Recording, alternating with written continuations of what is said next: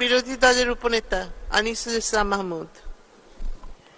ধন্যবাদ মাননীয় স্পিকার। অধিবেশন যখন ছিল না তখন বাংলাদেশ ব্যাংক আইএমএফ এর শর্ত পূরণের জন্য কিছু ব্যাংককে একীভূত করার জন্য চিহ্নিত করেছিল। এই ব্যাংকগুলো হচ্ছে 10টা ব্যাংক। এগুলো হচ্ছে basic bank, national bank, Bangladesh Krishi bank, Bangladesh commerce bank, ICB Islami bank, Rajshahi Krishi Unnayan bank, Rakub, AB bank, Padma bank, Janata bank এবং ন্যাশনাল ব্যাংক অফ পাকিস্তান।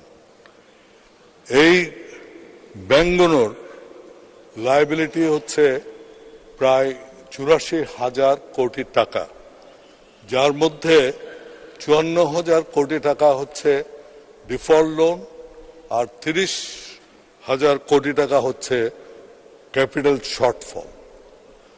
তো এই ব্যাংকগুলোকে একীভূত করে ডিফল্ট লোনের যে পার্সেন্টেজ, বর্তমানে পার্সেন্টেজ আছে 9%, আইএমএফ চায় যে এই পার্সেন্টেজটা কমে 5%-এ আনার জন্য, অর্থাৎ 4% কমাতে হবে।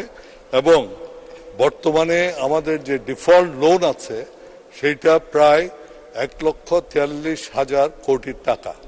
এবং এই 10টা ব্যাংককে যদি আমরা একীভূত করে এর যে লাইবিলিটি আছে এগুলো ট্রান্সফার করতে পারি, তাহলে এটা 1 লক্ষ কোটি টাকার নিচে আসবে, যেটা আপনার আইএমএফ এর শর্ত পূরণ করবে।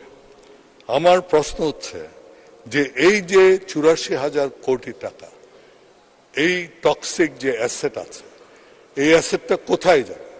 আমরা যেটা শুনেছি সেটা হচ্ছে যে একটা অ্যাসেট ম্যানেজমেন্ট কোম্পানি করা হয়েছে, যেটা সরকারের ইয়েতে ওনারাই করবেন, এবং সেখানে এই টাকাটা আপনার এই অ্যাসেটগুলো সেখানে ট্রান্সফার করা হবে। এবং এইটা যদি করা হয় তাহলে এই 84,000 কোটি টাকার দায় দায়িত্ব শেষ পর্যন্ত এসে দাঁড়ায় ট্যাক্স পেয়ারদের উপর। তো আমার কথা হচ্ছে যে হয়তো এটা আমাদের করতে হবে, কিন্তু আমার প্রশ্ন অন্য একটা, সেটা হচ্ছে যে এই ব্যাংকগুলো সম্পর্কে কিন্তু আজ প্রায় 10 বছর ধরে বিভিন্ন ব্যাংকের নাম এসছে যে এই ব্যাংকগুলো ঠিকভাবে কাজ করছে না, এখানে ডিফল্ট লোন হচ্ছে, যেমন বেসিক ব্যাংক। কিন্তু বাংলাদেশ ব্যাংক কোনো রকম কোনো পদক্ষেপ নিয়েছে বলে, হয়তো ইন্টারনাল পদক্ষেপ নিয়েছে, কিন্তু সেরকম বৃহৎ কোনো পদক্ষেপ এতদিন তারা নেননি। আজকে আইএমএফ যখন বলছে তখন তারা পদক্ষেপ নিতে যাচ্ছে। এর সাথে দুটো প্রশ্ন জড়িত। একটা প্রশ্ন হচ্ছে যে এর দায় দায়িত্বটা কে নেবে? যারা এর জন্য দায়ী আজ পর্যন্ত বাংলাদেশ ব্যাংক, যারা এটার জন্য দায়ী তাদের কি হবে সেই সম্পর্কে কোনো রকম কথা তারা বলেননি। আমি মনে করি যারা এই ডিফল্টের জন্য দায়ী তাদের যদি শাস্তির ব্যবস্থা না করা হয়, তাহলে আজকে যেটা আমরা করছি আইএমএফ এর শর্ত পূরণ করার জন্য, দেখা গেল যে আইএমএফ এর শর্ত পূরণ হয়ে গেল, কাজ হয়ে গেল, আবার ব্যাক টু স্কোয়ার ওয়ান আমরা চলে যাব যদি আমরা শাস্তির বিধান করতে না পারি।